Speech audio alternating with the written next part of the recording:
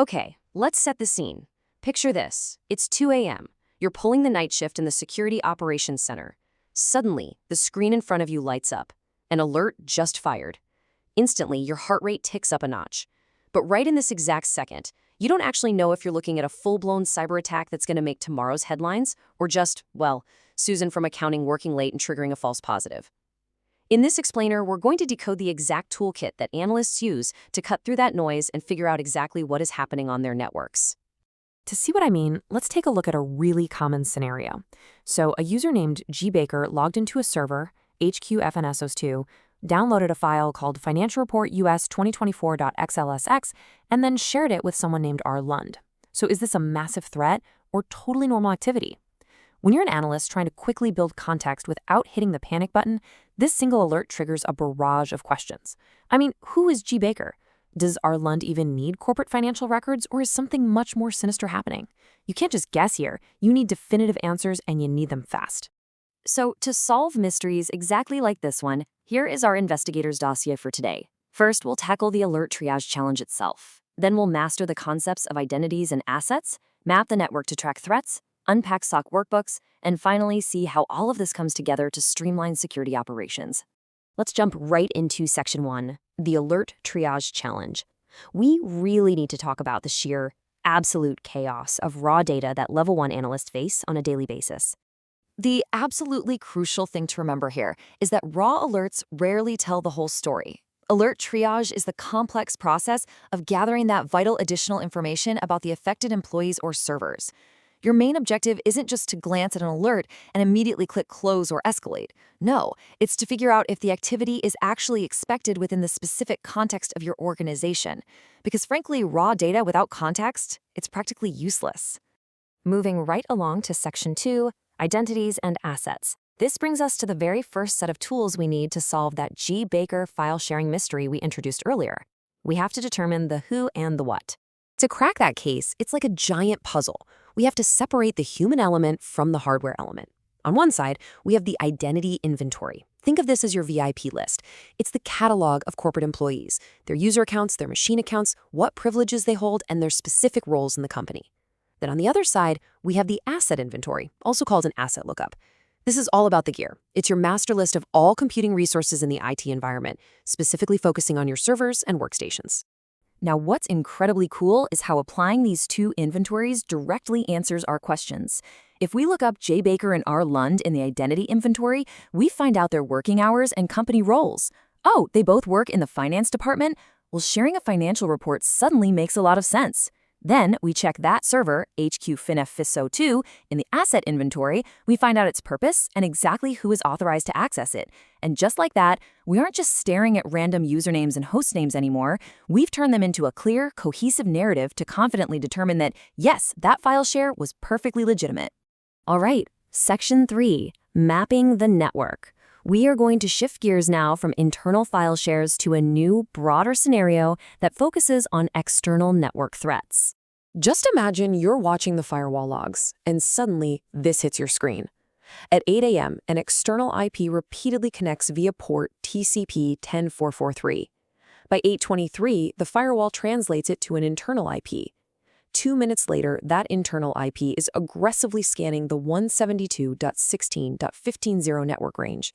And by 8:32, it's already scanning the 172.16.23.0 range, and the attack is actively ongoing.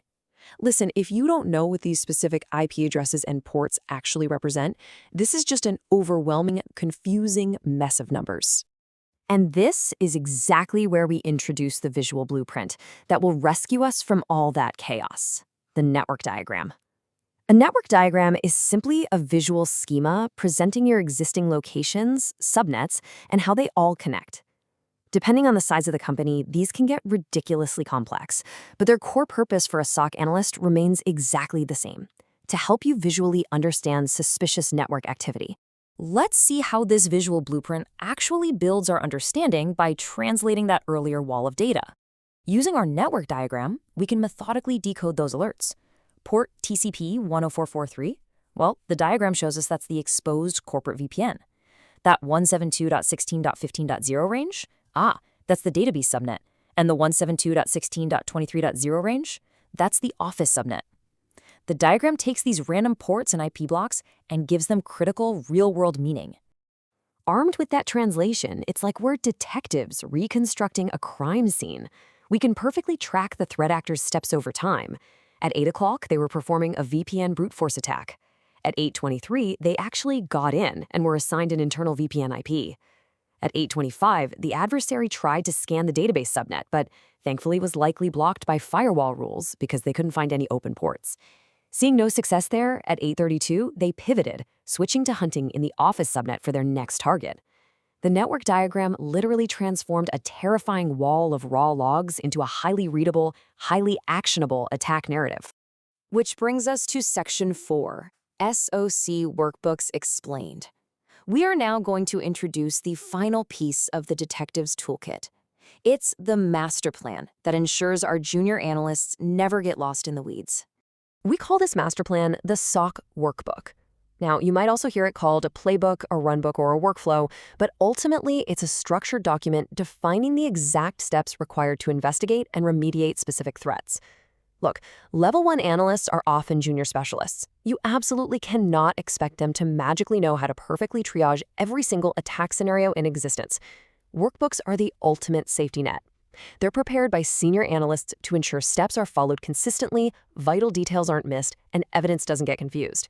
If we break down a typical workbook, say for an unusual log and location alert, it generally falls into 3 logical, linear groups. First up is enrichment, where you use your tools to gather that vital user or host context we talked about. Second is the investigation phase, where you actually dig into the logs and make a verdict based on all that rich data. And third is escalation, where you either communicate with the user, officially close the alert, or escalate it up the chain to a Level 2 analyst. By strictly following this 1-2-3 punch, you guarantee a high-quality triage every single time. Let's ground this in reality and look at how an analyst uses concrete tools during these workbook phases. During enrichment, they might pull data from threat intelligence sources and pop open Bamboo HR as their identity inventory to see exactly who the user is. During investigation, they're going to jump into a platform like Splunk to analyze the IP and user behavior logs. Finally, in the escalation phase, the defined action might literally just be shooting a quick Slack message to the user asking, "Hey, was this you logging in?" or escalating it to the senior team if things look sketchy. Now, a quick caveat. It's important to realize that workbooks definitely aren't one-size-fits-all. Different teams build them totally differently. They can range from incredibly complex SOAR automation playbooks, where machines are doing the heavy lifting for hundreds of detection rules behind the scenes, all the way down to simple, high-level human guides. But no matter how complex they get, the core logic is always the same. You are essentially dividing your investigation into modular blocks, building out the workflow step by step. Finally, Section 5, Streamlining Security Operations.